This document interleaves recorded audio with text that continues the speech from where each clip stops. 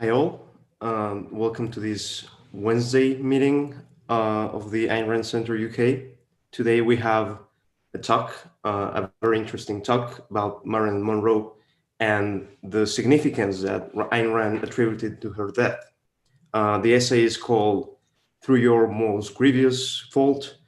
It was published firstly on the LA column that Rand used to have, and then it was republished in one of the books, which I can't remember which one was it. The Voice of Reason. That was. And today we have James to comment about that. Hi, James. Hi, Alejandro. How are you? Fine. How are you? Quite well. And he will talk about the significance of this essay. And also, Shoshana will have some insight on that. Hi, Shoshana.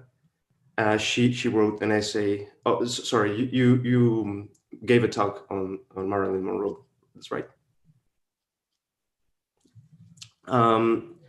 So I was wondering, James, if you could start giving us a brief overview of the significance of the essay and what you think about that. It's really one of the most interesting, in my opinion, it's one of the most interesting and powerful essays that Ayn Rand wrote. That's saying something because she wrote so many important, powerful essays. It's one of her shortest, interestingly enough. And yet what we see in it are some of the most important conclusions of objectivism, the cash value of objectivism, and a number of levels at play here. And so although it's a very short piece, it invokes so much of objectivism, and you begin to see that objectivism is not some narrowly political doctrine, and it's really valuable in that regard. Think of the philosophical issues that she invokes there. Now, just to set a little context, back in the early 60s, when Marilyn Monroe died, it was of psychological, cultural import, no question about it. There have been periods over the last 15 years in Miss Monroe's career where she had been controversial. Controversial as a sex symbol, controversial in various other ways, and she was sort of presented in the post. Literally, Hollywood sort of presented Marilyn Monroe in the post-World War II environment as a way of getting men literally into the theaters. Back during World War II, the audiences were largely female. And so you had a lot of, Katharine Hepburn, Jennifer Jones, Barbara Stanwyck films. And so after the war, they wanted to appeal to men. And that was literally the basis for her, career in some ways. And that generated a great deal of controversy. Ayn Rand doesn't observe this in the essay, but Marilyn Monroe was a figure of some controversy, being a sex symbol.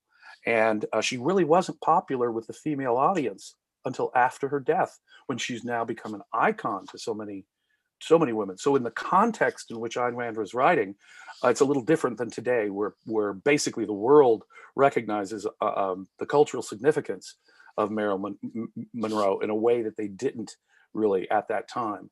And I think Ayn Rand was actually a contributor to that positive legacy that Marilyn Monroe had.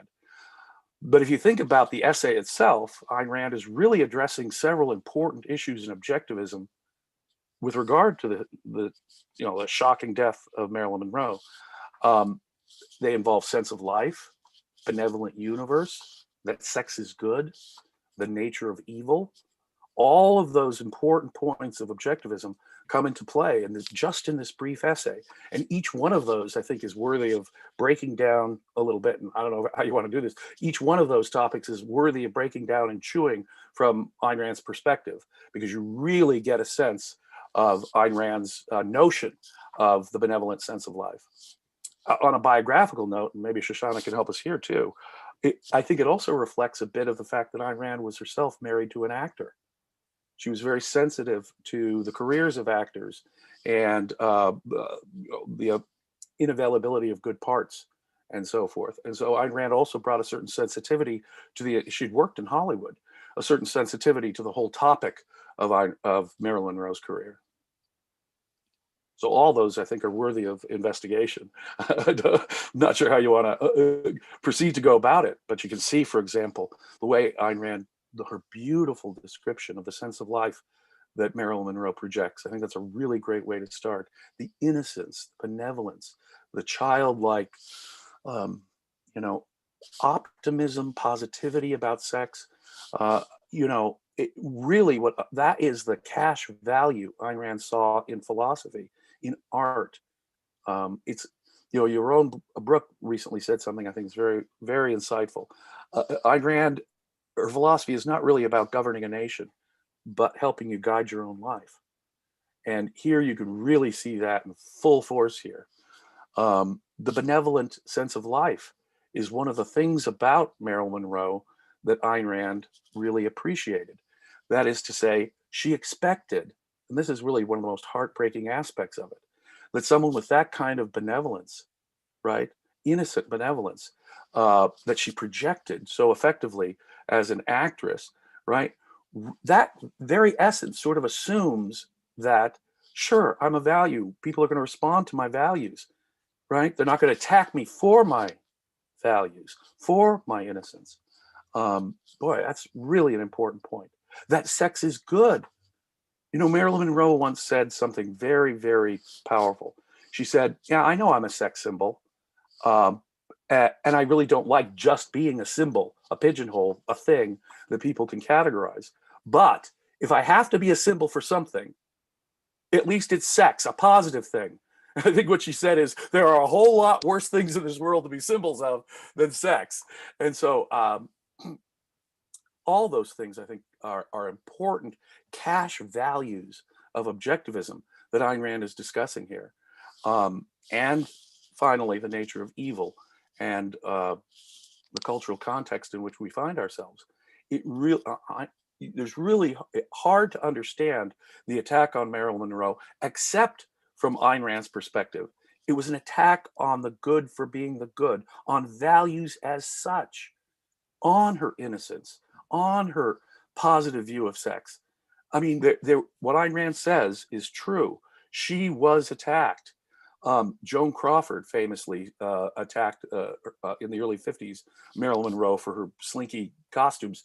A proper lady, said Joan Crawford, does not dress like that, for example. Hedda Hopper, who was, you know, partially a big Hollywood columnist at the time, partially liked what Marilyn Monroe did, but even she would say things like, oh, this is the most vulgar film that Marilyn Monroe ever did. She was attacked for vulgarity, for her open sexuality, and literally, and that was just within Hollywood.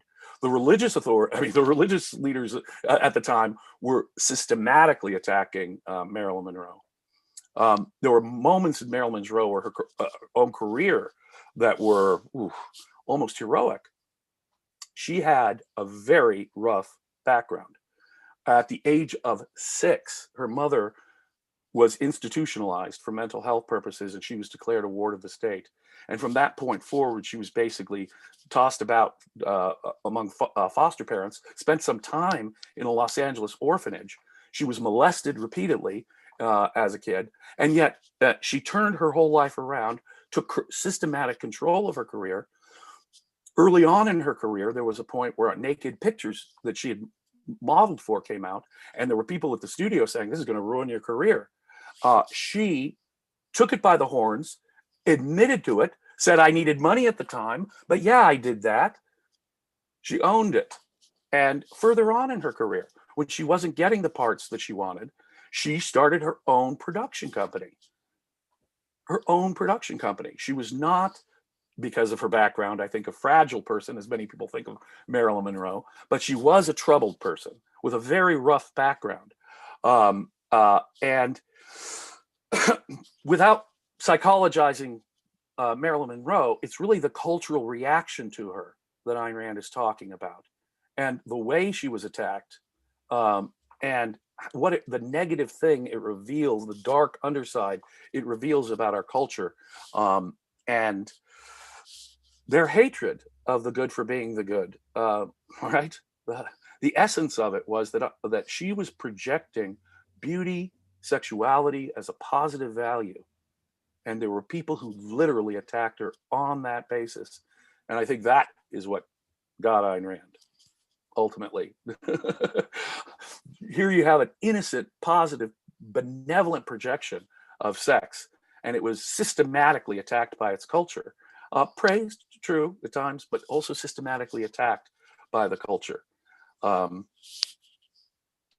It's really a brilliant essay, one of my favorites of hers, even though it's one of the briefest. Indeed. Shoshana, would you like to Sure. add something?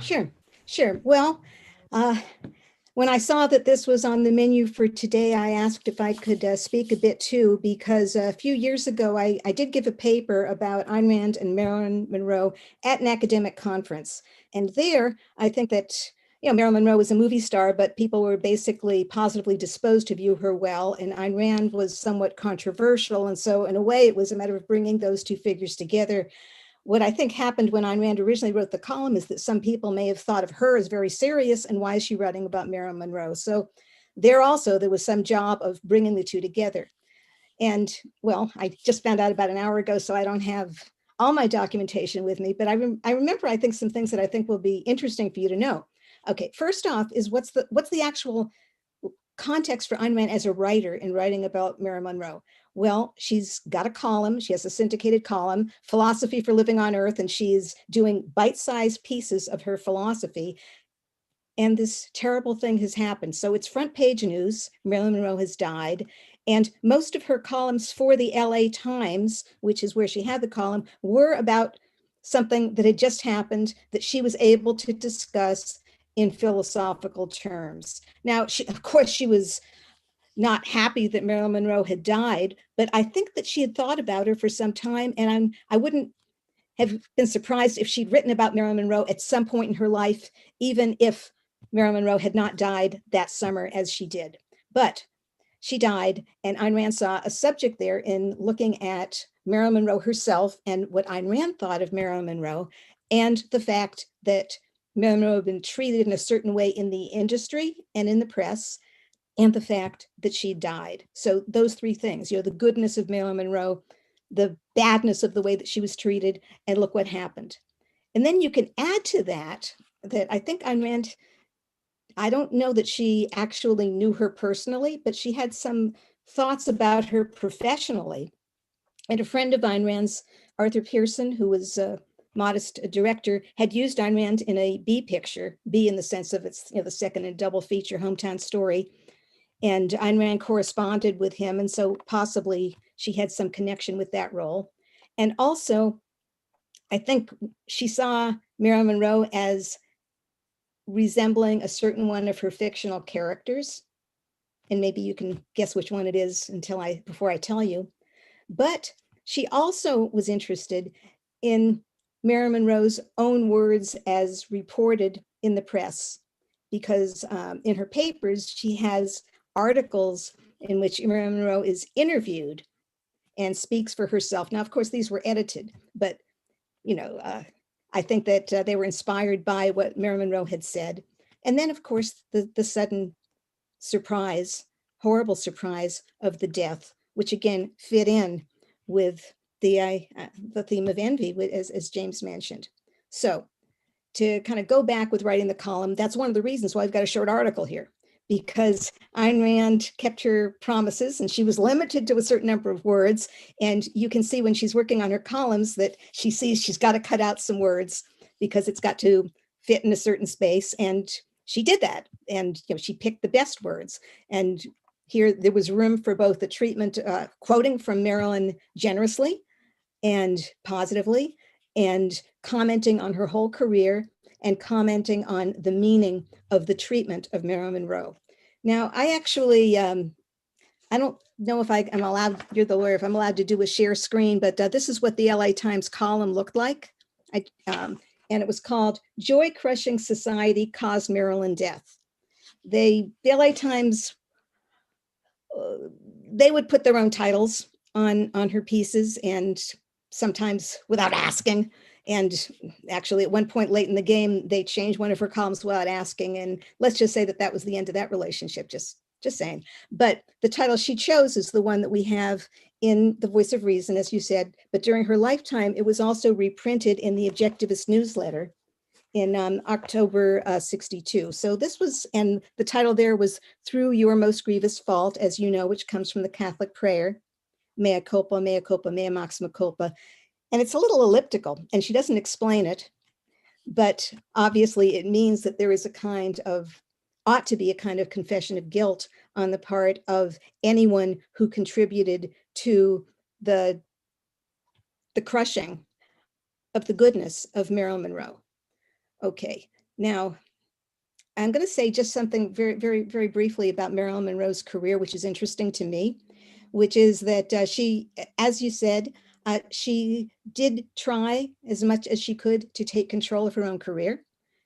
And she had a lot of, bit parts as she was working her way up. And then she had a few good parts in which she was featured. And it was important to her to get a role that would feature her well. Of course, she always wanted to be paid well, but she was interested in good parts.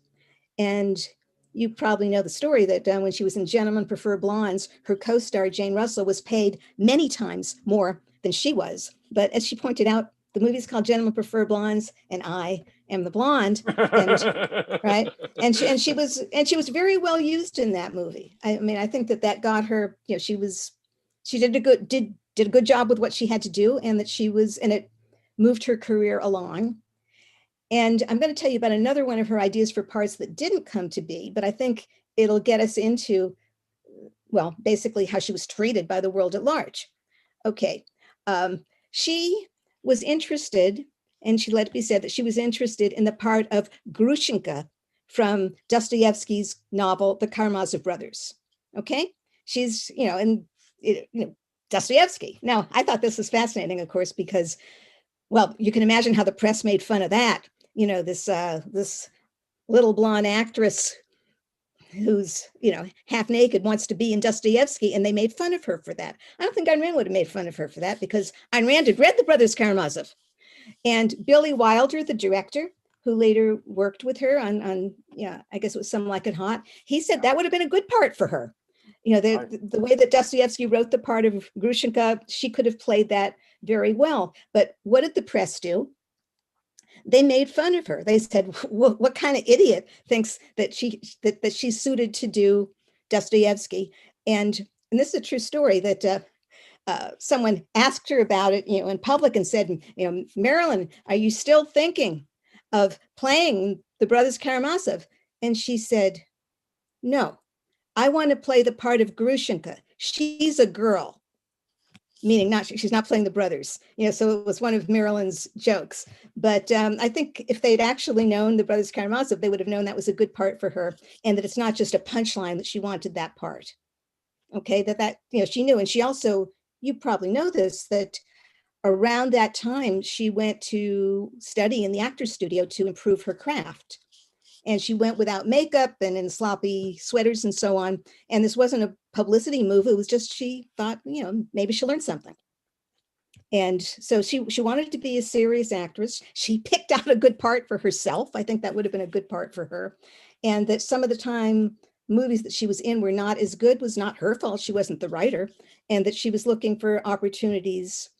Apparently, it is a matter of record that she was late on set and she was troubled, and I don't know about that, but I think that's true. But it's also true that was things that were in her direct control as far as mapping out the stages in her career. She did the best. She did well. And she built up something of a body of work and did well. Now, what Ayn Rand liked about her and what she wrote about here, is this benevolent spirit, and from a planet where there's no evil and so on. And I think that Ayn Rand said that can't be faked. And I thought that that's an interesting idea. And well, Ayn Rand says that sounds persuasive. I think that's interesting because there is this job of acting where what you do is faking something. But to some extent, it's very hard to believe that people who project a certain spirit don't have something of that in them.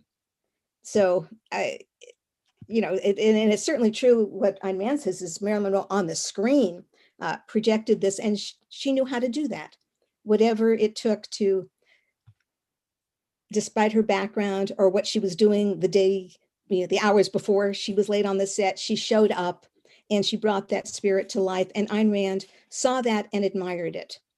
And then meanwhile, Ayn Rand, who does read the newspapers, is seeing all the nasty, mean things people are saying about turning her into a punchline, making fun of her for being beautiful, and saying that she doesn't have talent when she does have talent. Because as we know from all the other people who tried to imitate Marilyn Monroe, it doesn't work. They couldn't play Marilyn Monroe as well as Marilyn Monroe could play Marilyn Monroe. Okay.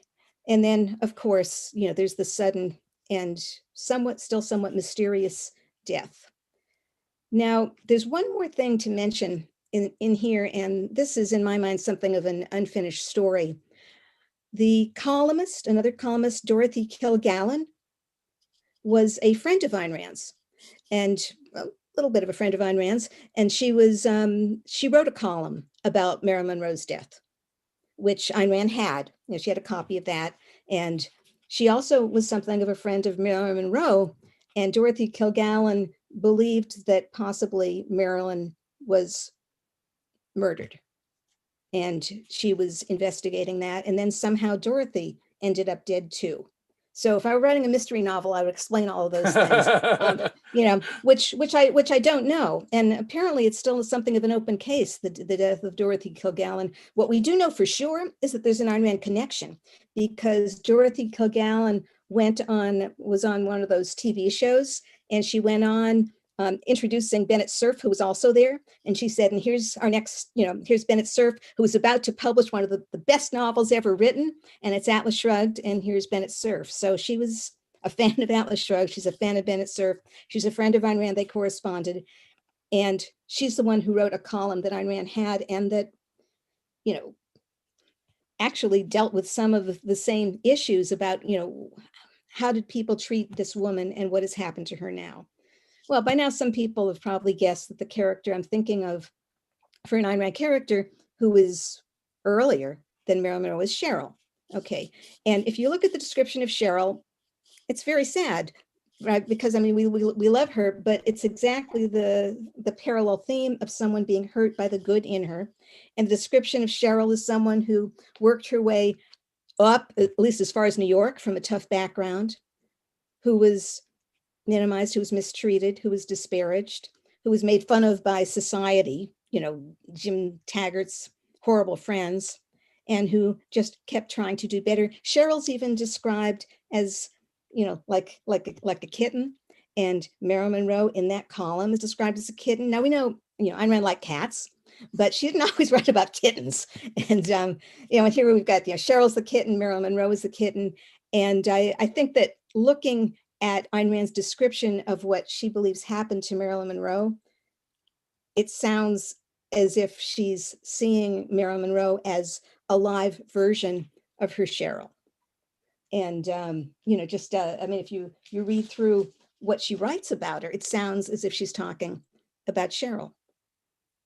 And that, Cheryl, who, I guess we don't have our spoiler alert here, so I won't say what happens to Cheryl. But I think we may mention the theme of envy and the destruction of a good person by people who want to destroy the good in her. So I think that for Ayn Rand, everything comes together. As you say, it's many important themes, but also, Marilyn Monroe is gone. I like Marilyn Monroe. I admire Marilyn Monroe, and I'm going to tell you about Marilyn Monroe in ways that you might not expect, because she wasn't going to apologize for her. And Ayn Rand had copies of those interviews with Marilyn Monroe, and she'd marked them up. And she admired Marilyn Monroe as a performer and as an artist. She mentioned about that Marilyn had said that as a child, she imagined places beyond her own life. And of course, Ayn Rand had to do that. Now, in Russia, just, beyond boundaries, making her own boundaries, that's Ayn Rand too. And so if you think that Ayn Rand is, she has different personal characteristics. I think that it is highly unlikely that someone would decide to make a movie about Ayn Rand and cast Marilyn Monroe. You wouldn't think of Marilyn Monroe as being the Ayn Rand type, but maybe there's something else to know here about what's really in Marilyn Monroe, what's really in Ayn Rand, because she can certainly empathize with her.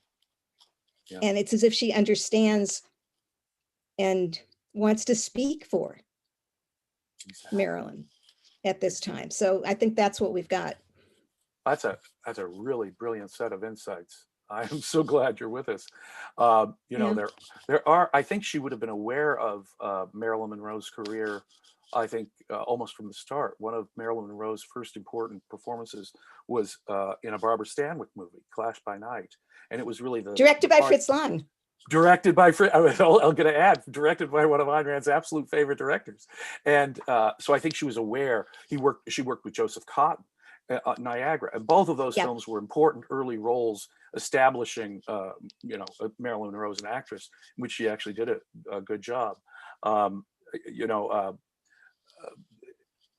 Billy Wilder on Some Like It Hot, you know, when she got to pick her own parts and had more control, she picked a Terence Rattigan play to do with Laurence Olivier. And man, the way Laurence Olivier treated her, I want you to do it just the way Vivian Leigh, my wife, did it on stage. Olivier treated her basically with contempt. He literally said to her on the set, all you have to do, Marilyn, is be sexy. And yes, she had a reputation, a terrible reputation, especially by the end of her career, showing up late, not knowing her lines, being difficult to work with, demanding many, many takes. Tony Curtis in Some Like It Hot had to kiss her several times, and she demanded so many takes. Yeah. Tony Curtis famously said, it's like kissing Hitler. There were so many takes in kissing Marilyn Monroe. Yeah, but when she he didn't have to say that. He did not. And that's mean. Laurence Olivier just directly attacked her, in effect. All you have to do is be sexy, Marilyn Monroe. So if she was uncooperative with Billy Wilder, who was also, Billy Wilder himself was a hard guy to work with sometimes. At the end of the day, Billy Wilder with Some Like It Hot said, you know, she may not always know her lines, but when you get that performance from her, it's worth it. And so when she had control over her career, even then, the people she was working with were difficult. Not only was she difficult to work with, but I think part of her difficulty was a response to their negative reactions and difficulty. She had an issue with, and this is common in Hollywood at the time, you think of Judy Garland, Mickey Rooney, but more than that, drugs were given out like candy in Hollywood. And when in Hollywood you were a big actress or actor and had stress issues, the doctors were very willing to write out those famous Hollywood prescriptions that turned a lot of these actors into drug addicts. And as Marilyn Monroe was having pressures in her career, she was prescribed drugs, and they did become a problem for her. When we talk about the various possibilities about her death, she had a long-standing problem with barbiturates, amphetamines, and on that night mixed them with alcohol. She was very unhappy at that point in her career. The latest film she worked on was basically being delayed and shelved because of the budget problems the studio was having with Cleopatra, with Elizabeth Taylor. So all these things were affecting her stress, and in effect, she'd become dependent on these drugs. The official ruling was suicide. The LA County coroner said the cause of death is suicide. Many people have said, well, it may have just been an accident given her stress, drug problems, and so forth. But others, of course, have suggested that it was much more sinister, that it was murder. I'm not sure we have enough evidence to know that. But drugs were certainly involved, and she had a longstanding drug problem. No question about that in my mind. But you're absolutely right. There are all these connections. You know, Marilyn Monroe when she's picking her own careers, picked a play by Terence Rattigan to do. And even when she picked like Some Like It Hot, where she is still playing a sex pot, it's a little more nuanced. Really, it's not as though Marilyn Monroe, I keep making a mistake, as though Marilyn Monroe knew or opposed any kind of projection of sex in her career. Quite the opposite. She wanted a challenging part. She wanted, you know what I mean? It wasn't the idea of being projected as a sex symbol that she objected to. It was the shallowness of her early parts that she objected to. And she was very serious. She had a drama coach, and then after that went with the Strasbergs at the Actors Studio. She practically lived with Lee and Paula Strasberg. That she became part of their family. She was so serious. You know, I don't think Ayn Rand would have agreed with either her politics or even some of the aesthetic choices she made. Again, when she controlled her career, she made The Misfits, was written by Arthur Miller, her husband, and starred Clark Gable. Brilliantly acted film, but I don't think the sort of film Ayn Rand would have endorsed in a sense of life way. It was not romantic realism. On the other hand, she wanted serious parts.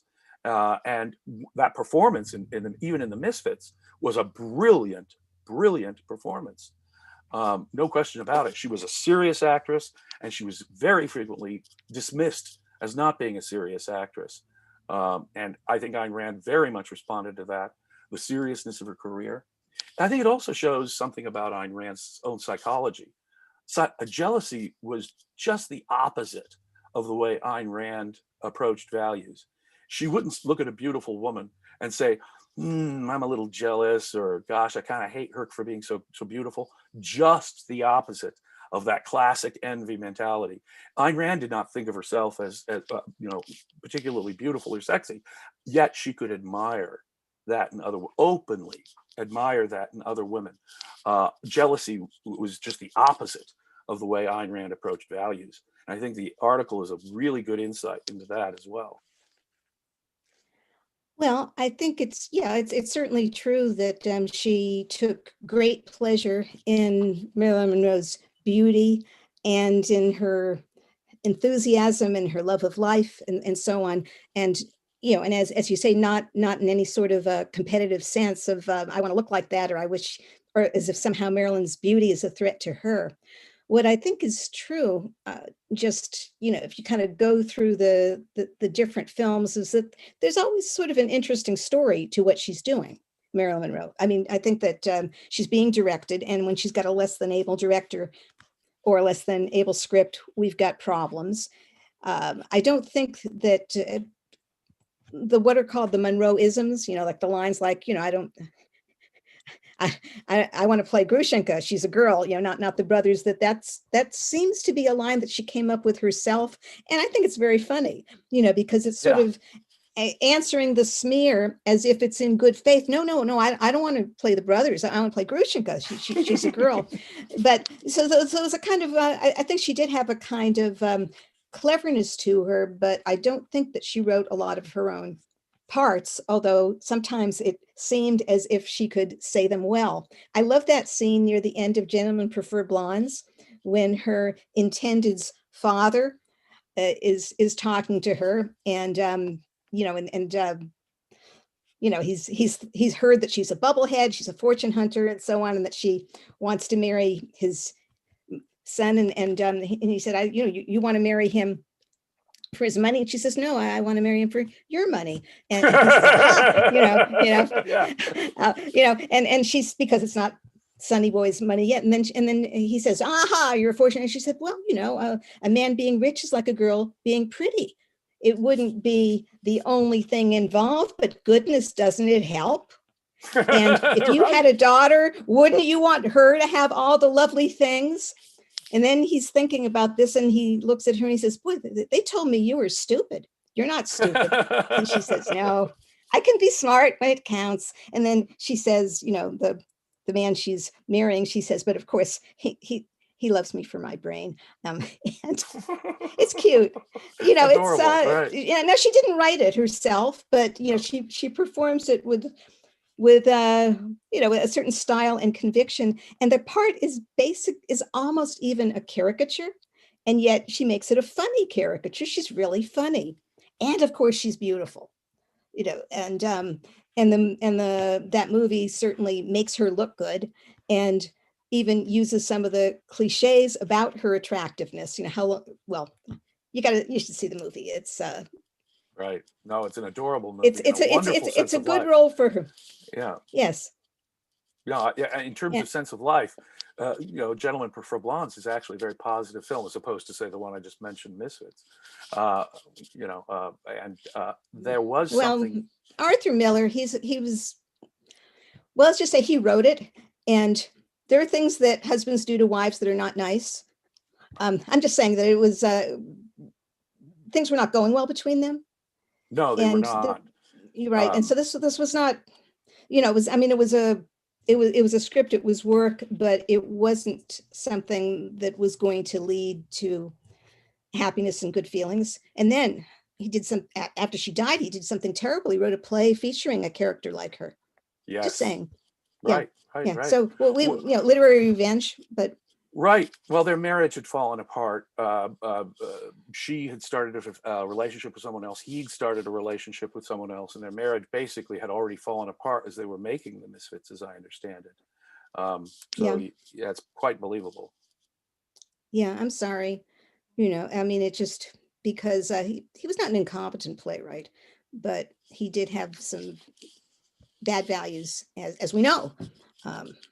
Right. And so what we end up with is a brilliantly acted film, but a film that's really hard to take at some level, on a sense of life level. But Ayn Rand did appreciate her as an actress, did appreciate the sense of life she generally projected and wanted to project.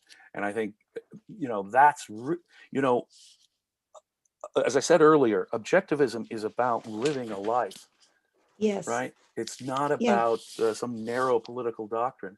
And here Ayn Rand can really explore what it is to have a benevolent sense of life in her description of Marilyn Monroe, the importance of that aesthetically, and how it really, there are certain moments, for example, Clifton Fadiman, the guy that wrote The 7-Year Itch, Bennett Cerf actually introduced Ayn Rand to that author. The famous scene with Marilyn Monroe over the grate and her skirt blows up, and the way she does just that scene. There's another Ayn Rand connection, though. Ayn Rand knew through Bennett Cerf, the author of The 7-Year Itch. Just that scene, the benevolence of that scene, the innocence of that scene, just the way she pulls it off. Just the skirt, and it feels great, but she's not even aware that her gorgeous legs are now being exposed to the world, and who knows how far up the skirt will go. It's just a cute, adorable, benevolent view of sex, her innocence. And I have to agree with Ayn Rand. I'm not sure an actor can really fake that level of benevolent innocence. I'm not sure about Clifton Fadiman, by the way. I'm not sure about Clifton Fadiman. In his book At Random, Bennett Cerf describes the meeting between the author of The 7-Year Itch. He introduced them. Yeah, but wasn't it George Axelrod? Oh, excuse me. Why? I don't know why I said Clifton Fadiman, but it was George. Well, you did, because he's part of Sure. Well, Clifton Fadiman's part of Ayn Rand's story in Book of the Month Club and that sort of thing. So maybe right. I think I confused it, but you're absolutely right. Thank you. Okay, that's George Axelrod. Yeah. Yeah, absolutely. But she did know the author of the. It's amazing how many weird little connections with Ayn Rand. Joseph Cotton in Niagara. Barbara Stanwyck, Fritz Lang. So Terence Rattigan. Ayn Rand would have been interested in her career, I think, and would have followed her career. And don't forget Playboy. Oh, yeah. Ayn Rand gives an interview to Playboy, which we're all used to, but at the time, think about it. If you didn't know that had happened, you might have thought, what? But Marilyn Monroe was the very first Playboy sweetheart, because at first it was the sweetheart of the month, not the playmate. And just saying. Right. Yeah, so they've got the Playboy connection too. Right. Very interesting. All those connections are very interesting. And I also think it's interesting that Ayn Rand herself had been married to an actor and was very sensitive to an actor who had a certain kind of sense of life, who was not getting the roles that were appropriate for him. And that issue itself, I think, is an Ayn Rand connection. And she was very sensitive to that, being married to Frank O'Connor. Appreciated what Marilyn Monroe had to go through in a certain sense. Yes. Absolutely. Of course, he'd given up his equity cards, for some time before then. He was not acting, but in the 20s and 30s, though, how hard it was. Yeah, right. How hard it was to make a living in that business. Yeah, absolutely. I think that. What was fascinating when you think about it. We're all used to the idea that she wrote this column, but look at everything that's in there, and I can do a column. A short little column, but so much. Yeah, but so much is, and she even had the research, because she had articles, and that she marked them up. And I wouldn't be surprised if she talked to her friend Dorothy about this and read Dorothy's column, and then she sits down to write it. And just I mean, again, looking at Cheryl, Cheryl is described as smiled with the courageous trust of a kitten when it sees a hand extended to play, and Marilyn's the kitten. And the sob sister telling Cheryl, there are people who will try to hurt you through the good they see in you, knowing it's the good, needing it and punishing you for it. Don't let it break you when you discover that. All right. Now, I don't think Marilyn Monroe read Atlas Shrugged. Just, no way to know that. I don't think so. But just, that could have been a good thing for her to think of. And of course, what happens to Marilyn Monroe, we don't have a note from her. We just know from those last interviews that,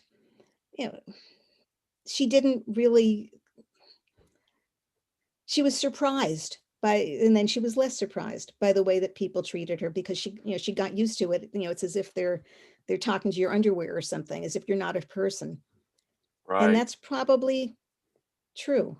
And certainly you can see how it would have felt that way to her. Now, as far as Olivier, he wanted Vivien Leigh in the part, you see. I'm just saying he'd played it with her on stage. And so you could even say, I don't know if he was accurately quoted, but just to be charitable, possibly he thought it would be better for him to play the part with someone he was used to playing the part with. The actors get up a rhythm, and Vivien Leigh's, she's not chopped liver. She's talented, she's a brilliant performer. actress. Yes, right. Yeah. And she's, I don't know. I didn't see her in the part, but I assume that she would have. Well, she had issues as well, but I think that she would have done well. I think that for various reasons the title was changed for the movie, right. And to highlight her as the showgirl. And I think the movie's not by any means a complete success, but it's got interesting parts in it. No, it was one of her least commercially successful films. Yeah. The same time she made Some Like It Hot, maybe her most, successfully commercial film. Right. I have a thought. This is just fantasy, really, but she's the showgirl, and how Ayn Rand decided to become a writer. Realize that that's what she wanted. Well, she was with her family in London. And they were having war started, and they were having trouble. She's 9 years old, and they were having trouble getting back to Russia. So they're sitting around in London, and her parents, she walks around. Her parents go out at night, and one night she was talking to her. She was the babysitter. She was talking to her little sisters, and she made up a story about women in a poster she'd seen in London, blonde chorus girls. Okay. So and then she said, boy, this is fun. I can do this. Oh, this is a job. I can do this. I can write stories about the shows. Well, Marilyn Monroe, she can certainly play those blonde showgirls. So it's almost as if, I don't think Ayn Rand would have made that connection, but it's as if Ayn Rand had the idea that you could have good stories about blonde showgirls. Right. It's not as if they all have to be of a certain mold. So it's not actually true that Marilyn Monroe was in those posters, because she's quite a bit younger. I guess Marilyn Monroe is born 1926. in 1926, which is when Ayn Rand was born, right? Because that's when Ayn Rand becomes Ayn Rand, and she's in the United States. Right, comes to America the same year Marilyn Monroe was born. Yeah, right. Yeah. So very fascinating. She takes up from there, and I could be wrong about this, but as I said, I wasn't kind of preparing, but I'm just kind of thinking. I think Marilyn Monroe's death date is something like August 5th. Is that about right? I think that's. It's got to be August. Okay. Yeah, well, summer. Yeah. Oh, and when you read Atlas Shrugged, take note of Cheryl in the calendar. That's all. Oh, wow. Yeah. You have made so many interesting connections to Ayn Rand here. Some of them I hadn't even thought of before. Really, really very insightful. Well, everything comes back to Ayn Rand. We've been discussing, especially things she wrote. you know. Right. And we've been discussing here in these meetings lately, Ayn Rand's view of masculinity and her admiration of masculinity, and how she thought femininity was in effect hero worship of the masculine. But here you can really see that Ayn Rand also had a positive view of femininity, of feminine sexuality, and a very, very positive one. So I think it really helps condition, fully give us a broader context about Ayn Rand's view of these things too. Ayn Rand embraced the notions of sexuality and positive expressions of femininity, masculinity, and femininity. Well, I'm sure everybody knows this, that she was fond of the Farrah Fawcett Majors, right? Big fan of That Charlie's actress. Angels, yeah, right. Yes. And, someone might have said that's not exactly the Ayn Rand type. And she also was someone who was, shall we say, trivialized and judged for her appearance and dismissed as just, the woman in the poster and the calendar, Farrah Right. Fawcett. Didn't Yeah. Ayn Rand also consider Raquel Welch for a part Yeah. in Atlas Shrugged in the 70s? Yeah. They're another Yeah. a sex symbol who was a pretty good actress who was never, who struggled to get good parts because everyone thought of Raquel Welch as this beautiful body that she had instead of, Yeah. a decent actress. Yeah. So, let's just say that it's not as if to say that the surface is nothing, that would be, shall we say, superficially superficial.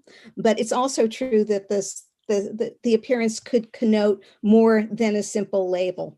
And she saw something in all three of these performers that might not be the first line of their obituaries, and and the cliche used to describe them. No, I think, yeah, I know I'm right that she was interested in Farrah Fawcett. I think Farrah Fawcett was sort of intrigued by the idea too, noted that they had the same birthday, but I don't think, well, obviously didn't happen. And I don't know a lot about exactly what she based it on, but she also had to basically do some work to get parts that she considered worthy of her abilities. Right. Yeah. Right. I mean, that's part of, part of her career. It's interesting because part of what feminists and modern women will look back upon and say, oh my gosh, women were just sex objects and they couldn't get these more serious roles, especially beautiful women. Ayn Rand was very much sympathetic to that very idea. Being beautiful doesn't mean you can't be a smart, good actress. You shouldn't have good parts. Ayn Rand wanted an idealized projection, right, of her heroes in that sense. And so she wasn't going to cast some, ordinary looking person who didn't project a benevolent, positive, a sexy sense of life. Mhm. She wanted that. I think it's fair to say that in real life, she sometimes would make snap judgments about people on the basis of appearance, but if she got to know them better, she would fix that. She would. By the way, just since you mentioned it, you mentioned Bennett Cerf and At Random. Yeah. That and that is the George Axelrod story, and that's fine. But I just figured, since you mentioned it, that I would say that book was published and edited after his death. So it's not as if every word in it is straight from Bennett Cerf. Just saying. Right. And what happened is that he did a long series of oral history interviews, actually kind of like what Ayn Rand did. And if you want to listen to them, you can listen to them up on the Columbia University Oral History site, and then there's also a transcript, and then there was an edited transcript, and then that was turned into the book At Random. So basically, when I see something in there, I see something in there that I don't like, I don't know if it's kind of exactly fair to blame Bennett Cerf because it got filtered. Right. Just saying. And we should certainly check out the underlying documentation. Right. You're absolutely right about that as well. Right. But it's such a charming story, and it conforms to my understanding of Ayn Rand that I've got to believe that it actually comes from one of these Bennett Cerf actual recollections. He introduces the two. They go away in the corner and talk, and he comes back saying, you know, she knows me better after just a little conversation than my analyst does after years of conversation. So that I have to believe that something like that probably happened, because it's so wonderfully anecdotal and specific. Yeah. On the other hand, Bennett Cerf likes anecdotes. He likes, you know, he likes stories that are clever. And so I think that particular one does sound accurate, especially since it's not really a story about Ayn Rand and what she said. It's a story about what someone else said. Right. So that could be right. But, you know, he's not a camera. He's not a tape recorder. And even when he had a camera and a tape recorder, it gets filtered a number of ways before we get to it, and that at random. Little game of telephone. Yeah. Yeah. Right. No. Okay. Yeah, anyway, I just had to stick that in because, you know, we all read at random, but right. No, and we should definitely check the underlying documentation for what goes into at random if we use it. You know, this is the great value of having Shoshana here. No, it's for such a short work by Ayn Rand. It is really one of the most powerful in one sense, because you get so much of the cash value of objectivism. She's really cashing in an emotional way on various conclusions of objectivism. So it's, and as you say, for such a short piece, she's putting in so many important ideas, quoting, you know, Marilyn Monroe's childhood. Marilyn Monroe's quote about her own approach to acting as a child almost could have been written by Ayn Rand. It's very much the way she sees a young person forming their purpose in life. You know, on so many different levels, this teeny little piece is a wonderful ka-ching for the positive conclusions that objectivism represents. Yeah, well, Marilyn Monroe had good helpers with editing her interviews. As I said, those were not exactly what came out of her mouth. There's a really lovely book. I've got it. I just don't have it in my head. And it's, you know, Marilyn Monroe kind of telling her story, and it was kind of based on things she said. But Ben Hecht, the great screenwriter, is the one who actually, wrote it. But wrote it with an understanding of what she had to say, and she was reflective. She was reflective. She was reflective. Yeah. Yeah, and she couldn't have been stupid. I mean, look at the way she managed her career so brilliantly and successfully. She turned around that early, sex scandal challenge very bravely, almost like Dagny Taggart at the end of, yes, Anchor. Okay, no spoilers, but in a Dagny Taggart-like way, Marilyn Monroe owned it. And then went off to form her own independent production company. Many people, there were various elements that led to the destruction of the studio system, for good or ill. Olivia de Havilland's lawsuit, for example. But many people also credit Marilyn Monroe's move to independently produce her films as one of the final nails in the coffin of the studio system. She was no dummy. She took control of her career in a rational, systematic, purposeful way. Good. So, I was wondering if we could start talking about the issue of envy. But first, I would like to say to the audience that they can ask questions if you're on Zoom, and also super chat questions if you are on YouTube. So the issue of envy, which Rand talks about, could you expand a little bit more on that? It's really interesting because the way she discusses it in this specific article is Marilyn Monroe's citation of the term envy. It's Marilyn Monroe who says, gosh, there's a lot of envy out there in this world. Whether it was a good writer like Ben Hecht who was actually writing it for her, I think it had to reflect, because it was published under her name, had to reflect her actual view of this, at least to some degree, if not the actual wording. And so think of that. As a beautiful actress finding a hard time getting parts, facing the kind of criticism that Marilyn Monroe was facing in the 1950s, Marilyn Monroe put her finger herself on the fact that it was envy. It's my positive values. This is what makes her so like Cheryl Taggart and Alice Shrugged. Look, it's my positive values that people are attacking me for. Ayn Rand then says, yeah, that's the only word that Marilyn had for it. Now let me back up and explain to you really what's going on in our intellectually bankrupt culture. It's hatred of the good for being the good. It's hatred of her for those positive values.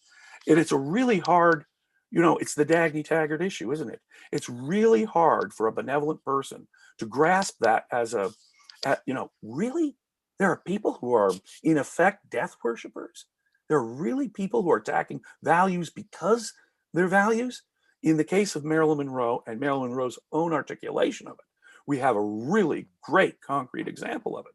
Ayn Rand was noting that Marilyn was herself noting that she was attacked for her values, for her virtues, for being a positive sex symbol, a positive role model for a guilt-free idea of sex. And that's the very thing she was attacked for. It's hard to, it's really hard to understand the mentality of someone who would be attacking an actress on the bases that Marilyn Monroe was being attacked for, unless Ayn Rand's point is correct here, right? It's because you wonder what's in it for them. Right. What's the point of tearing someone down? Now, Marilyn did say it in terms of in this business, and of course, it's not just in this business that the envy is at large, and that's part of what Ayn Rand brings to the discussion. That it's not just within Hollywood, but in the culture at large, that Marilyn is being denigrated, right, without, for her values and without any gain, and not because you've got to knock down Marilyn Monroe in order to build up someone else. Right. It's so it's and it's some nihilism. It's nihilism. Some of the criticism that Marilyn Monroe is facing is very interesting in this regard. I looked up some of it. It wasn't as though they were saying that she was a bad actress or even a stupid person. They really were attacking the pro-sex presentation. Her, Hedda Copper using words like vulgarity, or Joan Crawford saying a lady doesn't dress like that. It wasn't that they thought she was some people did say she was a bad actress, but the real thrust of some of the criticism of Marilyn Monroe had nothing to do with that. She was a sex symbol and they didn't like it. She was an innocent projection of benevolent sex and they didn't like that. That is envy. That is hatred of the good for being the good. I'm not familiar with Hedda Hopper on this subject, but I'm kind of disappointed because she's sort of a friend and ally of the pro-capitalists in Hollywood, just saying. Yeah, she was. And she was in that organization. And so. Yeah, and she had positive things actually to say about Marilyn Monroe, but she would color them very frequently with, this is her most vulgar. Words like that, her most vulgar performance. Even though even Hedda Hopper would say, she's a good actress. This was an interesting film. But then didn't Hedda Hopper try to act at some point? Yes, and her son was, and it didn't work out. Right. Yeah. She, in fact, was in several films in the 30s. And her own son, of course, became Perry Mason's Paul Drake. Right. Yeah. So, Hedda Hopper was an actress. She'd actually been in some films. She tried, She tried, and then became a columnist in Hollywood, right? And you're absolutely right. She was one of the anti-communists in Hollywood as well. Yeah. No. The brave, the few. So I don't want to just trash Hedda Hopper. But Hedda Hopper, even though she did have positive things to say about Marilyn Monroe in the course of her career, also had very negative things to say about the vulgarity. Right. Mm-hmm. That's an interesting choice of words. Sure. Well, I'm not an expert on Hedda Hopper. I haven't read that much, but I guess I know of her in connection with the anti-communist activities in Hollywood. She definitely was. Yeah. And in your view, how did this cultural phenomenon become like this? I'm not like by no means I know a lot how public artists are regarded historically, but I think that, for instance, with Victor Hugo, he had the stature, and I don't think that many people would dare to criticize him, at least in his time. And And when he No, died, I'll tell you about that. Yeah, okay, but go ahead. Oh, he and was when he died, controversial in his time. Everyone went out of the streets and cheered him. I mean, not because he died, but because he had lived. And then, I mean, Rand is talking about this in the 60s, but even now, the 60s look like such a rational place when you go into Twitter and you see all the things that they were commenting on. Like, what happened? Oh, well, that's where the culture went downhill. But since you mentioned Victor Hugo, I can't resist pointing out, and maybe this is not unconnected, that he also had people who denigrated him in his lifetime because he was so good and because he was popular. And well, there's a contemporary of his who, took a look at Les Miserables and said, no, that's no good. That particular writer was someone whose own book was supposed to be published that year. And the publisher said, everyone's going to be buying that book. Let's hold yours off for a year so it won't be in competition. And okay, I'll tell you, it was Flaubert. You've heard of him. Just saying, he had negative things to say. And, there's a famous quip of who, a later writer was asked, who's the greatest poet in the French language? And the answer was Victor Hugo, hélas, meaning alas, that's the best one. And well, all right, somebody wrote a really nasty kind of parody about biography of Hugo. It's called the Hugoliade, like the Iliad, but Hugo, and that was the UNESCO. So I'm just saying, that there are people who, in his time and afterwards, and even people who ought to know better and had some stature of their own, or some reputation of their own, some standing of their own, who would criticize him. And yet, I think that it's hard to say why. You kind of have to track them down and say, well, what are you talking about? Well, why did you say that? But it could be a form of envy, or it could be a form of there's only enough room here for one sort of writer, and he's not my sort of writer, and I'm a different sort of writer. I don't know. So I guess since you mentioned Victor Hugo, I couldn't help pointing out that, oh, well, it's true. People flooded the streets when he died, and it was a big deal. And of course, he was a political hero in some ways, and had lived forever.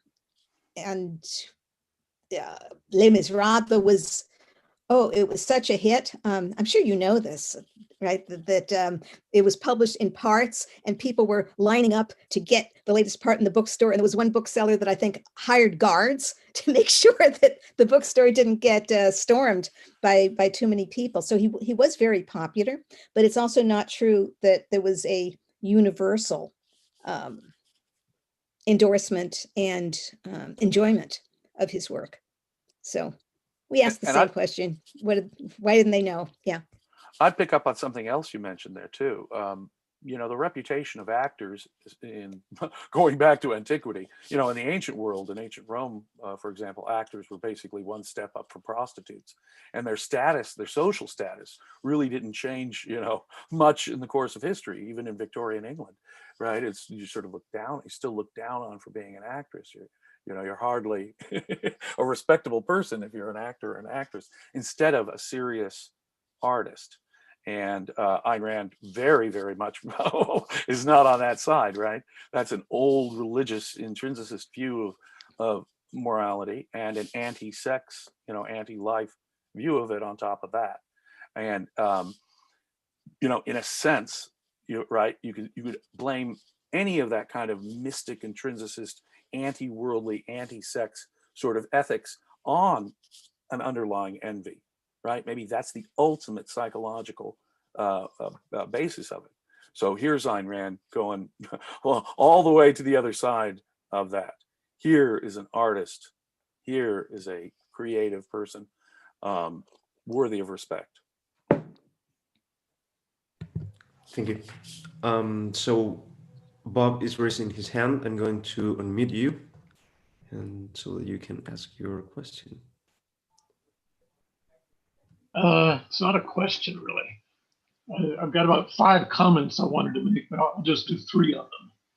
One is the Life magazine article that Ayn Rand refers to is available online. I printed it out just a few minutes ago. So, second point is I think it's interesting about the philosophic issue of the age of envy, and that she really didn't write about that as such until 1971, which was 9 years later. And yet it's in Atlas Shrugged, in Cheryl, and in a way in several other characters, although they didn't take the same action she took. That was an interesting note, I thought. And then just for humor, on Ayn Rand's view that it's hard to fake that attitude, I think there's a corroborating thing. If you recall, it was one of the interviews Ayn Rand did on TV where she commented, she wound up dropping context and not realizing that she was on TV when she made her comment. You remember that one? And what she had said was that you can really tell a character if you see him on TV, you can see what's real about him. And she made a face that was sort of like, was it Nixon she was commenting about? Whatever president she was. Jimmy Carter, as I recall. Sort of made that face and she said, "Oh, I forgot I was on camera." Right. So don't say that Ayn Rand never dropped context. You're right. Envy, in the sense of hatred of the good for being the good, is an important theme of Atlas Shrugged. In effect, the villains in Dagny's, own learning process very much hinges on that, and the characters she sees that convinces her that they really are not lovers of life and enemies of values. But you're right. Her Age of Envy was not written until much later, but it's an ongoing theme in Ayn Rand's philosophy. Oh yeah. Just since you mentioned the, I did not recall her ever saying hatred of the good for being good until this article. And she may have had it. Well, again, I don't want to do the spoil. I don't want to give Atlas spoiler alerts. Yeah, without that formulation, though, the same idea. Very much definitely completely present in Atlas Shrugged. And I'll just say, in the character of James Taggart, Dagny finally sees the truth of it, of the nature. They do hate values as such. It isn't life thereafter. And it's through the character of James Taggart that finally Dagny learns that. And what she's learning, in effect, is that basic point. He doesn't love life. He does hate the good for being a value. And that's what she's really grasping in Atlas Shrugged, in effect, is that point without the specific formulation. Well, I mean, it's there, hurting you through the good they see and you knowing it's the good. That's an Atlas Shrugged. Yes. Just saying. So I think that she did have that idea that, and in her own life, that she experienced that some people were trying, would try to hurt her through her virtues. I think in terms of saying that she dropped context when she didn't know she was on television, well, she still thought what she thought. Oh yeah. And it's just not taking into account, not taking into account the audience in front of whom she was expressing it. So that's not quite the same thing as dropping context. Yeah, her emotion at the time was quite sincere, right? Right. Don't let anybody think I was criticizing her for neglecting something in one brief moment. Right. And since you mentioned the Life magazine article that she quotes, there's another one from August 7th. I don't remember this, but I wrote it down. August 17th, 1962. And it's by Richard Merriman. And this is also about Marilyn Monroe. And this is and it's called A Last Talk with a Lonely Girl. And this is one that Ayn Rand had also in her papers. So she'd clip both of those articles. So you might enjoy reading that one too.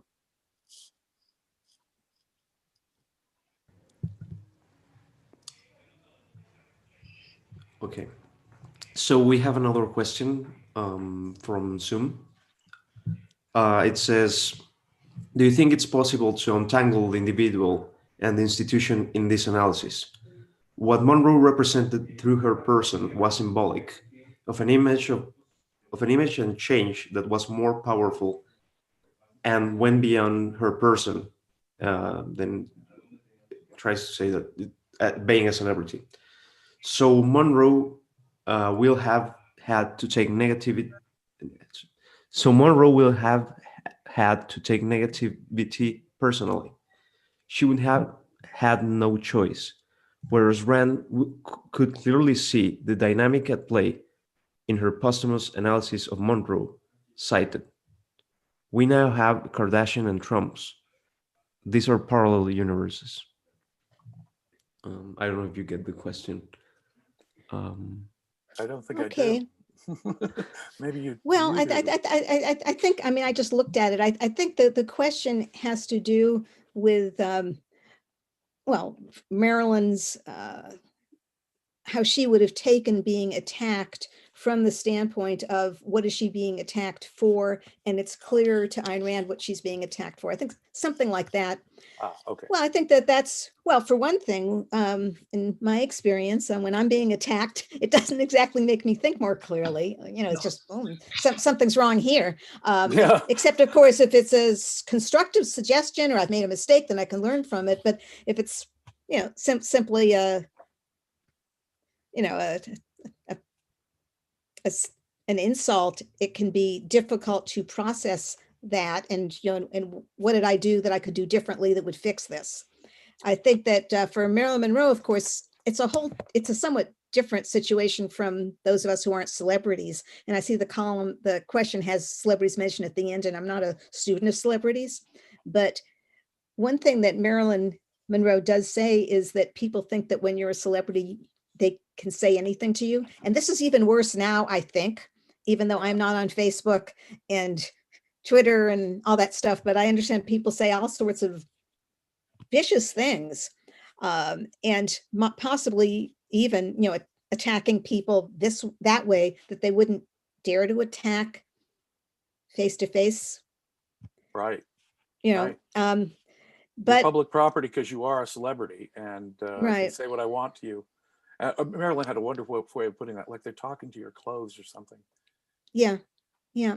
Now, what I think is true is that there's something in the question about the distinction between the spirit and the role.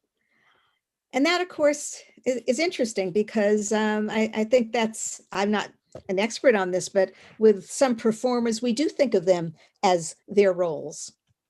And, you know, basically what a Tom Hanks movie is or a Tom Cruise movie is, even if there are exceptions to these. You know, there are certain expectations that go along with it. On the other hand, it doesn't mean that these people are the ones they portray on the screen. And there can be people who were decent people in real life who are always playing villains. My understanding is that Margaret Hamilton had real trouble with that. Right. You know, and her reputation was for being such a sweet lady.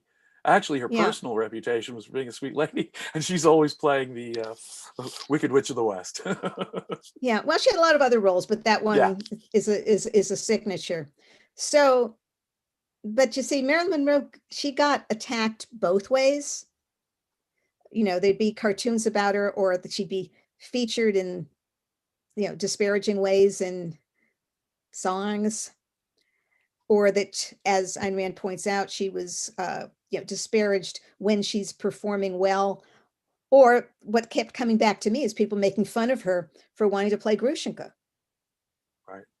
When they, oh yeah, and one of those people, you know, needling her said, "Can you spell Grushenka?" And she said, "Look it up." Yeah. Good for her. Yeah, you look it up. I'm not going to do a spelling test in front of you. You know, you look it up. You get out your own book. Right. Yeah.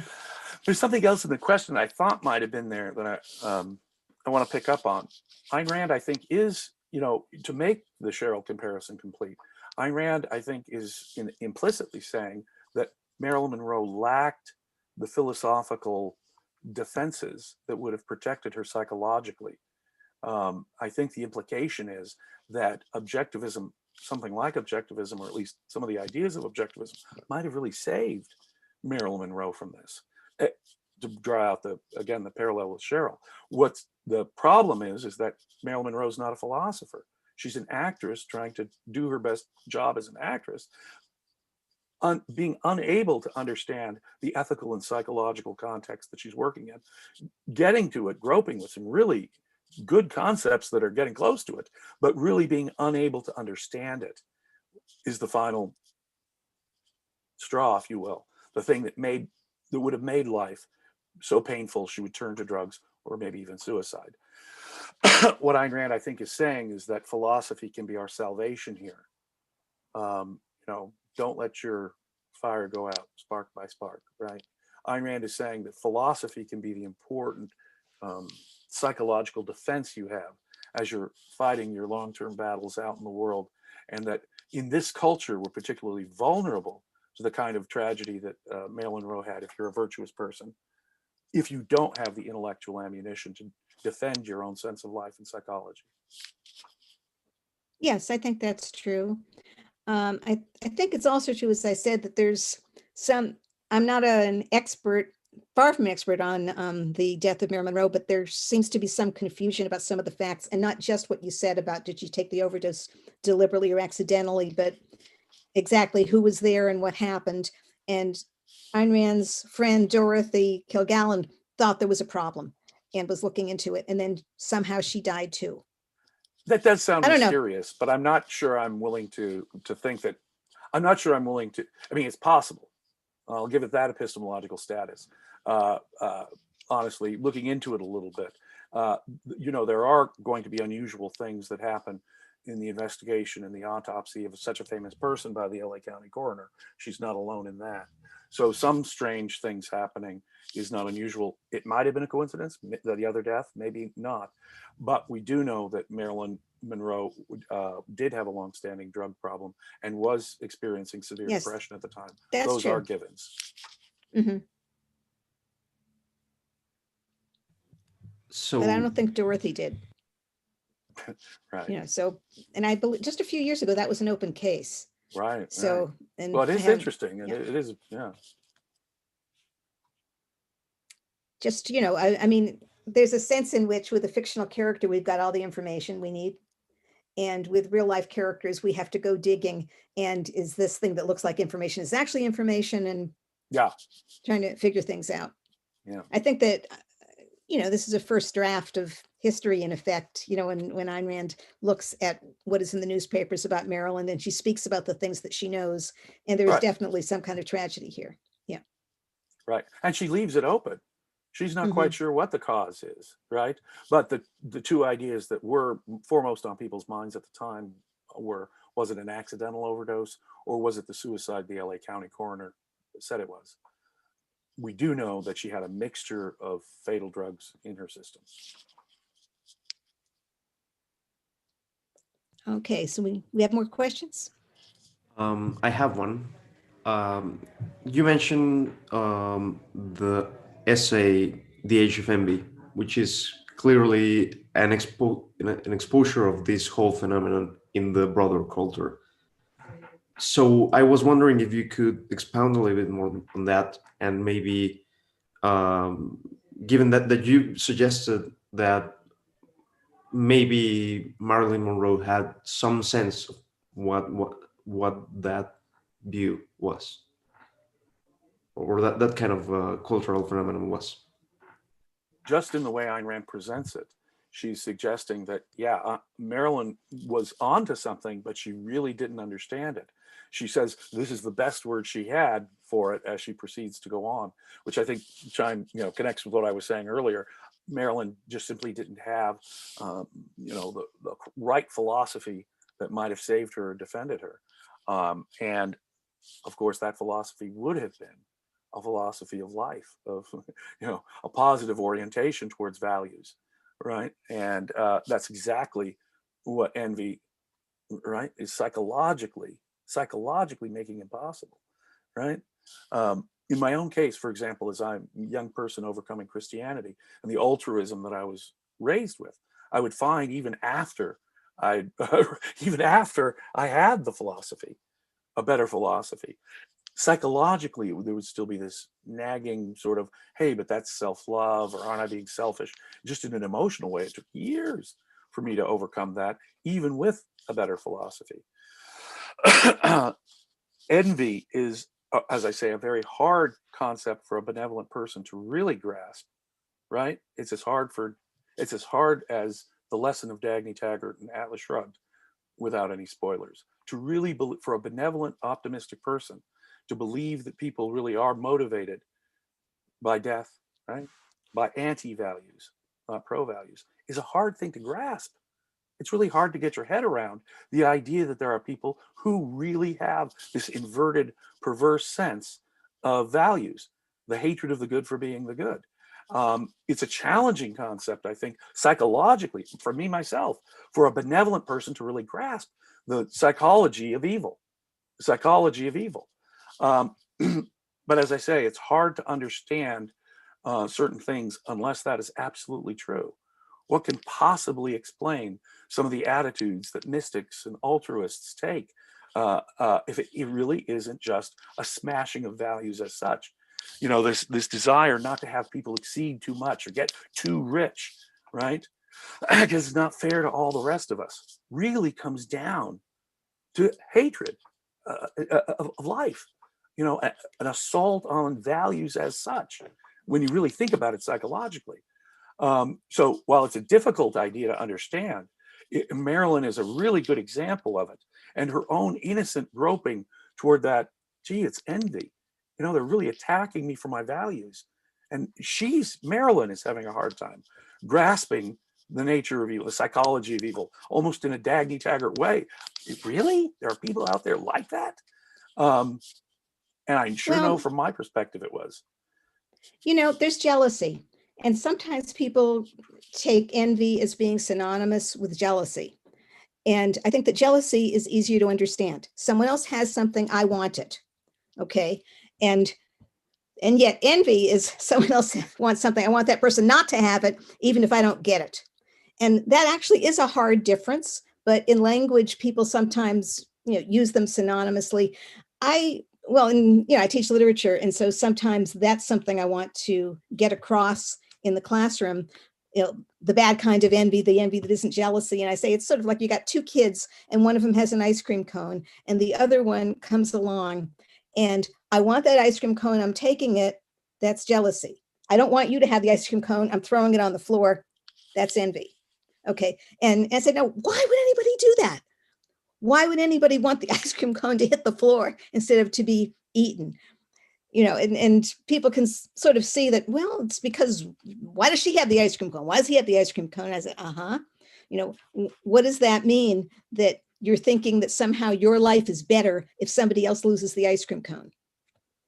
And then they see it doesn't make sense, but they also recognize what that's like when people see someone else's good happiness as a bad thing for them. Right. So, you know, they, well put. Yeah. You know, the career of Marilyn is very interesting in this regard. Before her death, she wasn't particularly popular among the female audience. I don't know that says, you know, there were women who liked her and obviously weren't experiencing envy about it. But if you think about it, it's the male audience that really, really, really liked her. And that's why she was, you know, presented by Hollywood, in effect, is to appeal to the male audience. It was after her death that she became an icon to women. Now think about that. During her lifetime, much, if not most, of the criticism was coming from other women. That, I don't think, speaks well to those female critics. Well, that could be. I'm not an expert on that, so I don't know. You know, and what would be the methodology by which you'd say something? The basis for saying that women didn't like her. You know, was it in writing? Was it in audience surveys? I don't know. But what I think, if we're looking at the 60s, box office. This was well-known box office about Marilyn in the 50s. Okay, so they kept track of who bought tickets? They actually did survey. You bet. They broke down all kinds of demographics when it came to movie audiences. And there are, in fact, analyses of Marilyn's career at the time that were saying just that. Marilyn is popular with our male audiences. dot, dot, dot, dot, dot, dot, dot, dot. She doesn't seem to be so popular with our female audiences, dot, dot, dot, dot, dot, dot, dot. And then myself, when I went back through, Ayn Rand prompted me to go back and look at the way she was ballyhooed and considered a vulgar sex symbol, as Ayn Rand says in the article. And I looked it up. Yeah, the critics here were mostly women, which I found very interesting. So there were a lot of women movie critics writing. Well, actors like Joan Crawford. Okay, again, I'm not saying that you're wrong. I'm just sort of thinking, where does that information come from? Because I'm old. I went to the movies in the 60s, and I don't ever remember anybody asking me, what I liked, or noticing if I was wearing a pants or a skirt or anything. Have you ever been a Nielsen family on TV? No. No, right. No, they did do a very extensive demographic. It's a big business, and they want to. Today, they still do all kinds of demographic analyses. And when you hear someone like Joan Crawford say, and she did say this, it was published in the press around 1951, I think. Joan Crawford said, "A lady doesn't dress like Marilyn Monroe." Something from another actress. And now it's funny, but coming from Joan Crawford, who played bad girls, who herself was considered a daring sex symbol in the 1930s. And that kind of comment coming from that kind of actress, I don't think speaks well to Joan Crawford, put it that way. My own opinion. So we have Bob. I'm going to unmute you again, and then we'll move to Jay. On the issue of murder, suicide, Ayn Rand in the article actually gives her opinion. She says that it might be suicide or worse. The assumption is worse is murder. And then she goes on to say, well, what she's thinking of as worse is that it was accidental, in that suicide, life or not life, was not that important an issue. And of course, at the end of the article, she does wind up concluding that it's murder, but a cultural murder, not an individual murder. And personally, I don't think it was suicide based on that article that was published just before her death. The interviewer commented about how she was awaiting a lot of articles that she had purchased for the new home that was the first home she'd ever owned. And she'd ordered them from Mexico, and she was waiting for them to come. And she was giving them a tour of the house and saying where this would go and where that would go. And that's not the sort of thinking that a suicidal person is going through. But then Cheryl, well, never mind. You raise a good point. I grew up in LA. My mother was herself an actress in Hollywood, a lot of bit parts in TV and B movies. And I asked specifically in preparation for this, my mother, who knew a lot of people in Hollywood at the time. And the general consensus was, I point blank asked Mom, what do you think it was? Was it murder? Do you think it was suicide? Do you think it was an accident? My mother immediately came back with the common opinion in Hollywood that it was an accident, and they very much disagreed with the coroner's finding that it was suicide. That was a widespread opinion in Hollywood at the time. No. Okay. Thanks. Okay, we're gonna unmute Jay. There you go. I get to unmute myself. Good afternoon, everybody. You'll notice I'm sort of dressed in some weird stuff. I had a total shoulder replacement 2 days ago, and everything is working fine. I view it as like taking your car with a worn out ball joint to a really trusted mechanic to fix it. That's how I feel about this. I'm 2 days in, the pain is under control, doing all the PT. This guy's just exceptional. It's the reverse ball and socket. So I'm really pleased, and I've just been hearing about such great outcomes. But on our topic, I just thought I'd explain why I'm sitting back and looking, having these straps around me. On the topic, I had an experience in the last year. I moved into this small community in Lexington, Kentucky, and around me are neighbors. I was building a patio behind my house. I had only 5 feet of flat area, and I wanted 15 out to the property line. And there was a big development going on behind me. I'm involved now. I'm doing inspections for the construction company. And I ended up actually having them dig out in my backyard and give me this 15 feet of flat. I had all kinds of neighbors that were causing all kinds of problems. And the only explanation could be envy. In fact, some said they wanted to make sure I didn't get anything that they didn't get from the developer. And I was just totally confused. I just saw such unethical, dishonest hostility that I had no clue of what could explain it other than, oh, this is a neurotic or psychotic person. But I experienced it firsthand in that, rather simple context. But I got it done because I persevere. I don't give up. It was just amazing trying to interpret what these people were doing and writing things to them and writing to other people who were part of the rumor mill that I was trying to counter. So it was really a disturbing experience. I lost sleep over it many nights. And I guess the better attitude, if I was wiser, would have been Rourke's attitude towards Stewie. Just not give him any concern and just get on with doing what I wanted. Unfortunately, I was working through an agent for the development company, and he was trying to appease everybody. And he was just terrible. Anyway, that was a firsthand experience on a small scale. And it's really hard to fathom, isn't it? It's like Yeah. what Ms. Neff said earlier. Who would knock the ice cream cone, the ice cream to the ground? No one's going to get any of the value. Why would you do that? I mean, it's really, really hard to fathom. Like I say, it's hard for Dagny Taggart to learn what she does in Atlas Shrugged. It really is. It's really hard for a benevolent person to truly grasp. But once you do, from my own experience, what sunk it in finally was 18 years prosecuting criminals. Reading their statements, reading their backgrounds, reading their psych reports convinced me that phenomenon is absolutely true. There are people out there who will just destroy values so that no one can have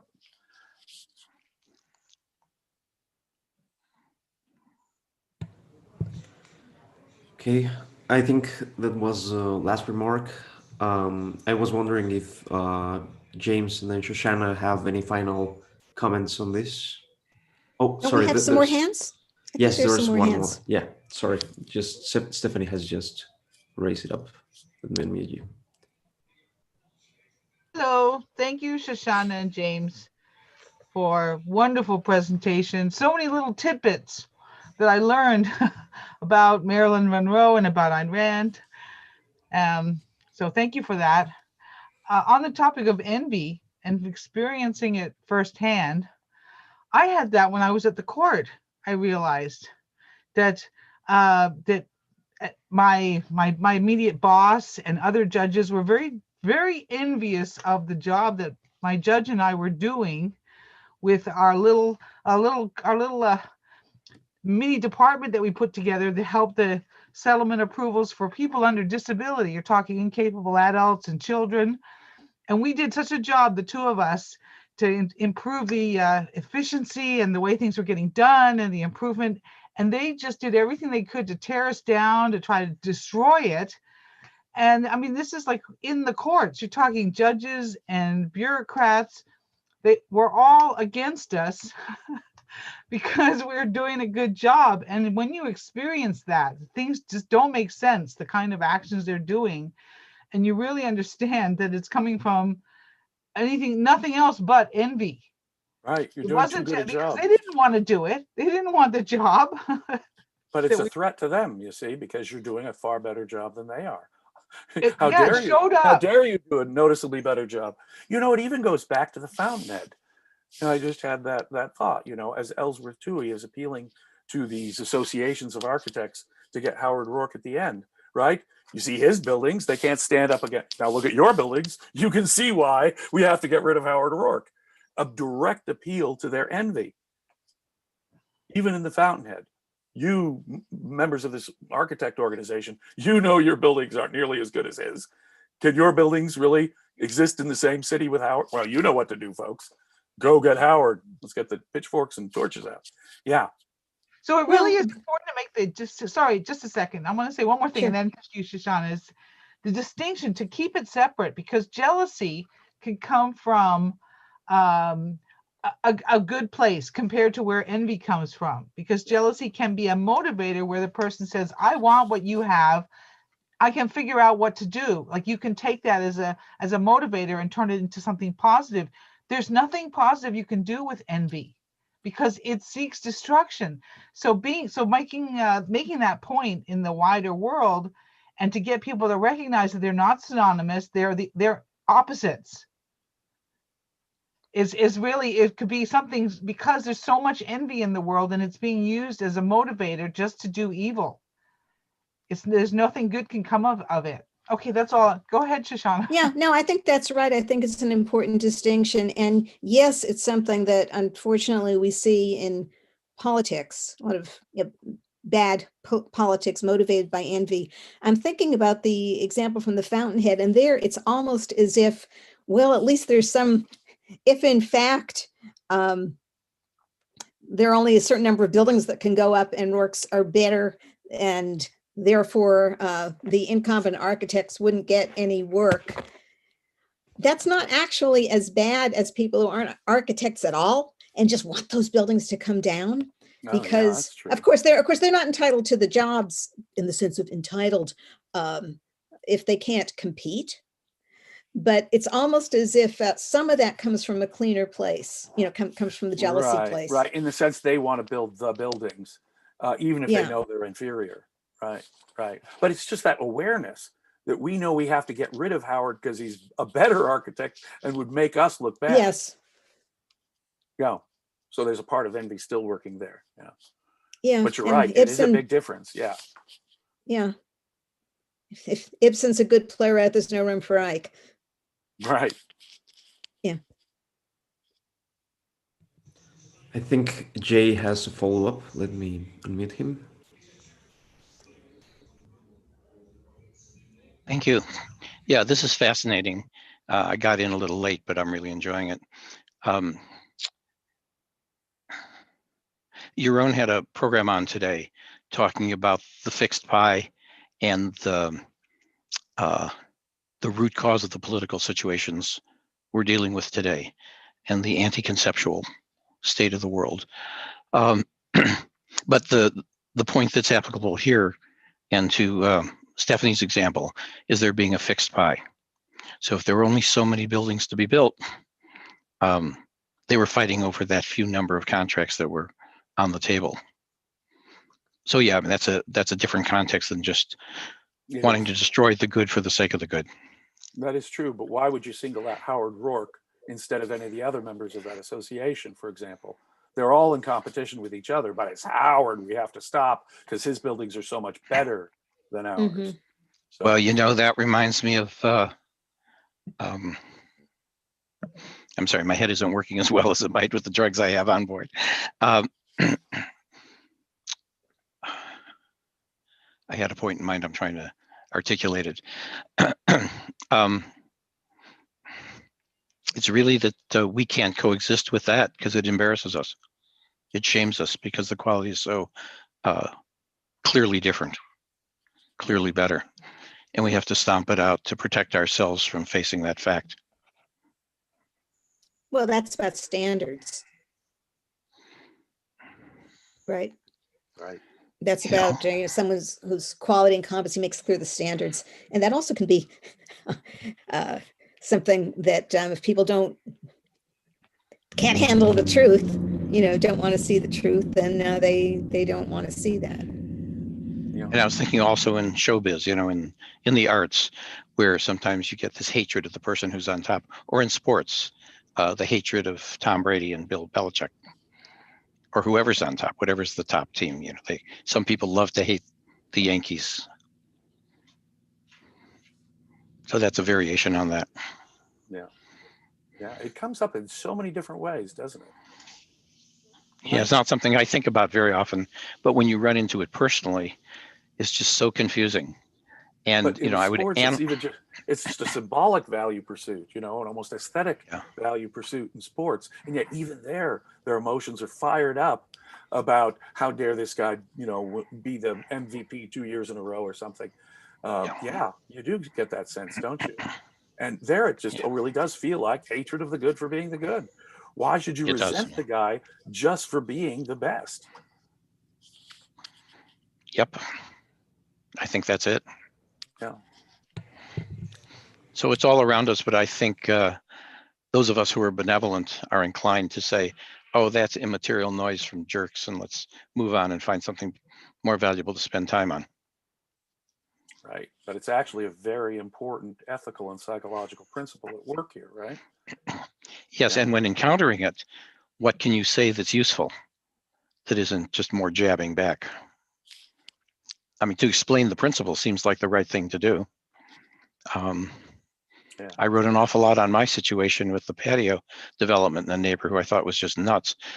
And I said, thank you for being so clear and honest about your dishonesty and your and your hatred of this for no rational reason. And I brought up the principle of or the legal option of prosecuting someone for malicious interference in a business relationship. So I brought that up to him and one other guy, and I said, you know, you're all vulnerable to be prosecuted on this when it's worth it. And it's all documented by your own words. So anytime I can economically justify it, I can take you down.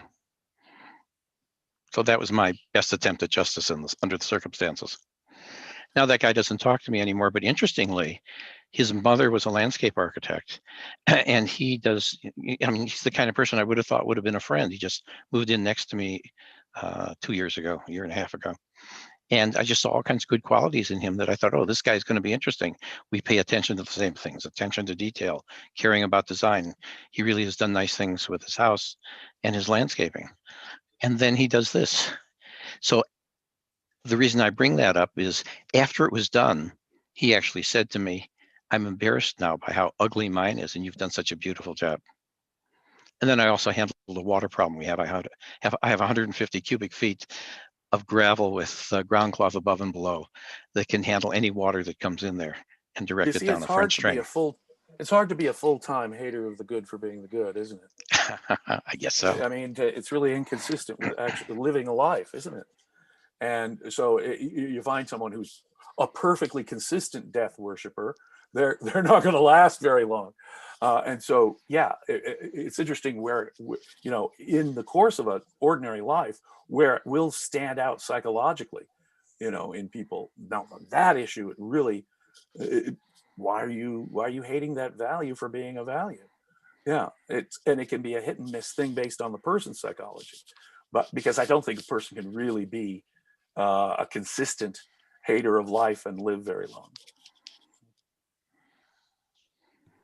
Yeah, I mean, most crap that's anti-life, cannot survive. The example I like to use in talking about people that lie, I say, most liars tell a lot of truth before they slip in the gotcha. Oh, if they that's didn't, a key to they would being a never good be liar, believed. isn't it? Yeah, stick his mouth. Absolutely. You know, there's a tension there, because of course all of reality is interconnected. Once you've told a lie, you find yourself committed to a series of other lies to protect that lie. There's the tension. That's there. right. But of course, to be a good liar, you've got to stick as close to the truth as possible. Yeah. So, you know, Practice like they say in liars know how to sales, weave that at least as well as can be done. But it really can't be, can it? but some of these people are stupid too, so they're just so obviously behaving incongruously. Right. And yeah, I mean, you look at the preachers, you know, that have the big followings. Take them. Take Elmer Gantry. Take Jimmy, what was his name? The TV evangelist. Swagger. Yeah. So Stephanie has one more thing to say, and then I think we'll go to the final remarks. I'm going to unmute you. Okay, this is following up from what Jay was just talking about. And I had so many comments, I had to write it all down. With the Fountainhead, right, with Rourke, okay, there's plenty of room for all these different architects, even the second and third rate, but not fourth rate, but I mean, let's say second rate ones, because different tastes. Not everybody is going to love Rourke's work. Not everybody, you know, some people want the tried and true, and they want the old styles. There's room for that. Toohey wasn't really thinking of architecture. He was thinking of philosophically, there's no room for someone like Rourke because then there's no room for me. So he was really fighting. He was using architecture as his Trojan horse, as his vehicle to galvanize his troops because they would respond in the architecture framework. But it was for his personal reason was to foster envy, not jealousy. So that's where saying, well, look, there's plenty of room for different tastes, works with shoes, cell phones, architecture. And people who are honestly on a jealousy premise will go, yeah, you know, there is room. I don't have to worry about what that guy's doing. I'll just do my own thing. The one who's on the envy premise isn't dissuaded by that argument. They just carry on because it's got nothing to do with their real values or lack Right. of values. That's why I think it is a real indication of envy. Right. So there's a way to find out Right. before you go on the offensive, is this person coming from a place that could be salvaged, that they could be salvaged as a person, or are they coming from a place where there's no salvaging? Right. So. Well, see, Tui is the priest of second-handedness, and envy is absolutely a second-handed quality because it's focused on the other person. The other person having something gives you your agenda. So this is, yeah, that's how that connects. So, I mean, then you'll know whether you've come up against a Tui, right? Because you don't know it until you find out a way to test innocently, civilly, before you go and just start giving them the real treatment, right? You want to make sure that that is a person like that who's completely devoted to second-handedness, because that's all they have. Yeah. Without it, they don't have anything. Where someone who's see, like, yeah, jealousy could be wanting the value. yeah, And nihilism is not values, destruction of values. but I don't even know, like, is Tui, he's even beyond nihilism in a sense, because he values destruction in a to a point where he's got it at, he doesn't want to destroy himself. I don't know whether somebody who just values destruction couldn't think like Tui. He wants to control and be arranging everything and make sure that he has secured his spot because he can't do anything else. The people who are just nihilistic, who are just destructive, don't even think that much. Well, but he's into power, and the people he wants to have power over are, mostly zeros. So he's king of nothing. Yeah. No, and what he wants to turn, he wants to turn Rourke into a nothing. Right, but because Rourke is a something. Oh, he wants Rourke to be imprisoned, to take orders. He take wants orders. Rourke's mind to be shut down, so that he has to, take orders and cannot be creative and independent. Tui's hatred of Rourke Wipe him out. Goes way down. Okay, I have a comment. This is not to do with today because it's to do with your discussion or the discussion of Tui, which was that why he talked to Keating, because he wanted to get it all out. But why was he talking to Keating? Because Keating was the one person who might take something of what he said to Rourke. Right. Because he's a person who had a connection to Rourke where they actually would meet and talk and things. Look at that conversation. Happen, yeah? Look at that climactic conversation, though, between Keating and Tui. He says, well, but didn't you compliment me, Ellsworth? Well, now let's see. I could have had two motives for complimenting you. I could have been, right? Or I could have been attacking greatness itself. Now that's nihilism. Ellsworth Tui tells us that his motive is to destroy the actual values out there. Yeah. Yeah, well, Ellsworth Tui, he wouldn't mind telling it to Rourke, but Rourke wouldn't listen. Right. Yeah.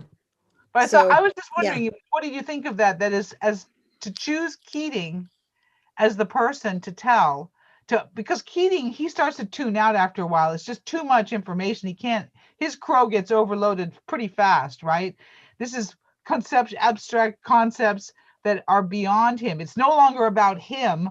He kind of goes to sleep in front of, right? So, but why for Ellsworth does he just allow his gates to be unleashed in front of Keating?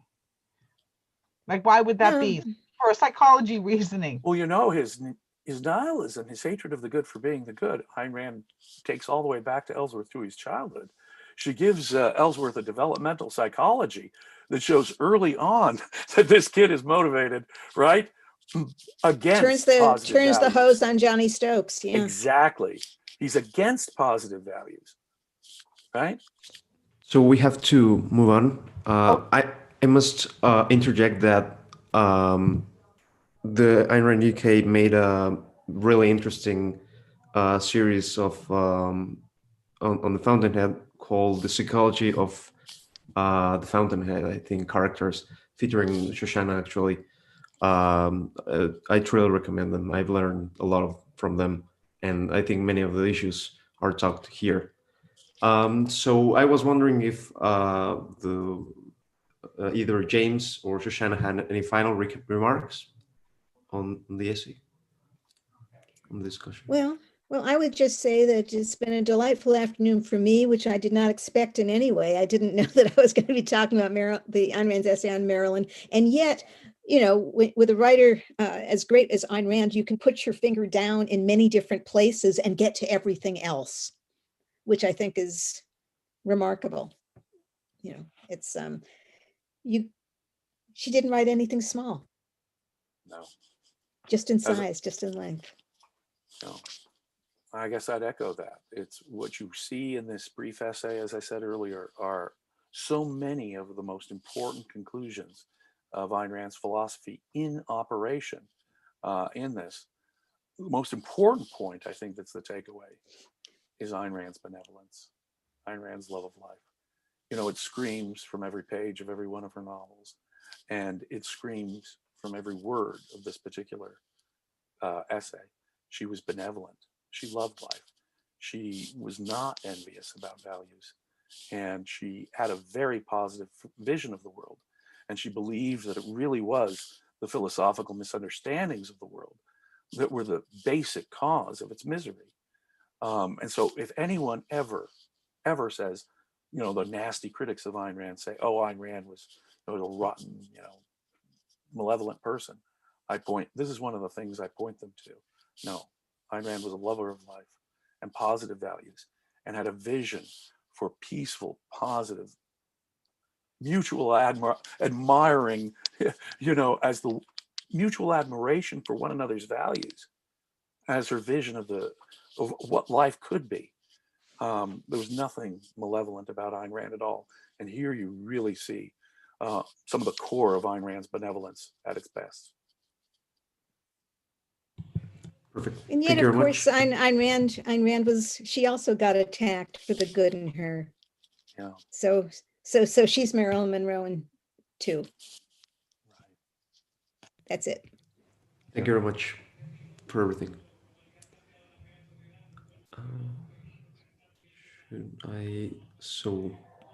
Thank you. Let me hang up.